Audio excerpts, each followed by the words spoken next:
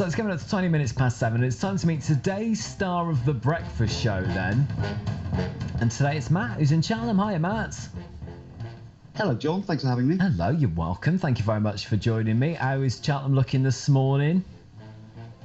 Pretty gloomy. It's like the endless winter continues, I'm afraid. Oh, no, don't say that. See, this is the thing. I know I have got a bit of a chip on about this, but yeah, I know it's so cold at the moment, isn't it? But look, thank you for joining me. Are you going to bring a bit of warmth and a bit of sunshine to the show? I'm sure. And in your introduction, you said I work in AI, and this must be just, I think, at the moment, one of the biggest, kind of exciting, fast-moving things going, really, isn't it? So tell me a bit about what you do.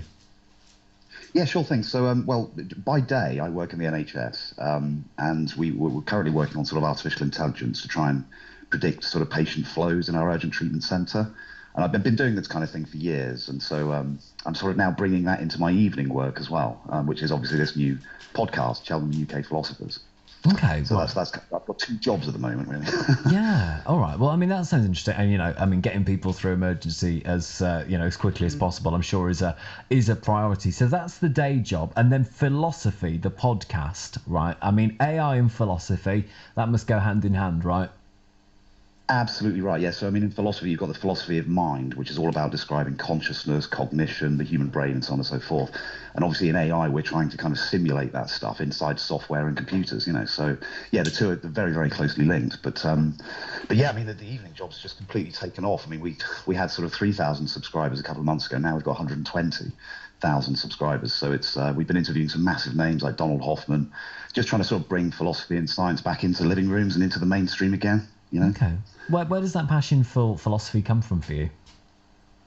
I've always had it. I mean, just as a kid, it's just like, what the hell's going on? What is reality? What is God? What is time? All this sort of stuff. So I was, bothering my family with that stuff. I ended up doing a degree in it at university, but that's probably where I did the least philosophy, to be honest.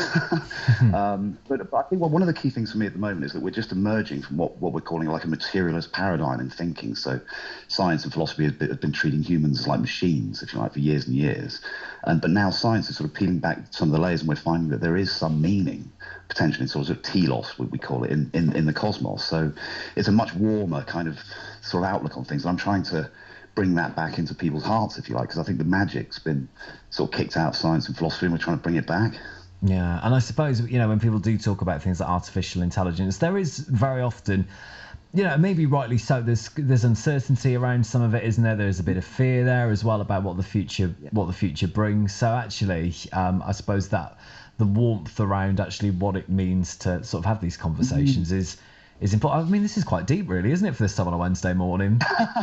Yeah. I've only had one coffee, so it's. You're absolutely right. I mean, there's a lot of fear and anxiety around AI at the moment. My recent guest, she's called Inez Hippolito. She's a fantastic philosopher. She champions AI and all this kind of stuff, but she's very conscious of the ethics of it as well. And they're kind of quite worried about large language models sort of reinforcing social biases and cultural biases and things like that. So there's a lot of attention being paid to that. But I think some of the fear is unwarranted. People are thinking these machines, it's going to be like Skynet and Terminator and stuff. I just don't think that's going to happen. And also, I think consciousness can ever emerge within these machines. And there's some very important reasons for that. If you have a look at the channel, you might find out. Yeah, and I suppose that is the thing, though, isn't it? Because very often, in the media, we do see, just the last couple of days, Apple, talking about embedding AI into its phones, and then, big hitters in the industry, people like Elon Musk from X saying, okay, he's on a rival platform, but actually talking about some of the concerns around that. So even when some of the major companies, it feels like it's coming into and being a part of our lives, whether we sort of like it or not, perhaps. Absolutely right. I mean, AI has been around for years anyway, so it's been in gadgets, little decisions being made here and there by software. So we've had it for years. But you're right. It's kind of with large language models. There's fears that jobs could be taken and so on and so forth. But they will never. These large language models, they can only get bigger, right? They can't get any smarter. They don't know anything. So we're not going to be kicked out of our desk just yet. Yeah. Is that large language? Is that things like Chat GPT and all of that sort of stuff? Yeah. Yeah, Right, yeah. okay. Yeah, I mean, the next thing really is AGI. So that's artificial general intelligence. So that's where it's not just churning out words based on statistics. It's actually introducing new ideas, new branches of research and stuff. That's kind of creepy. But we're not there yet. But we keep being told we're nearly there. Right. But like we were told back in the 80s that we were going to have virtual reality with Lawnmower Man and stuff, and we didn't get that for 30 years. So there's a lot of anxiety, and I think a lot of it's sort of fairly unnecessary. Okay. But yeah, I can see why people are concerned. Yeah.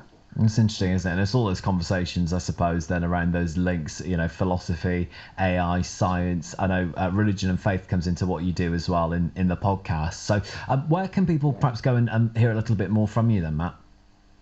Well, we've got the Facebook group, which is growing. We're a local sort of real world community as well. So we're trying to run social events, lectures, debates and things. So in the real world. But we're on Facebook, we're on LinkedIn, we're on Spotify, we're on YouTube. So please like and subscribe and tell your friends.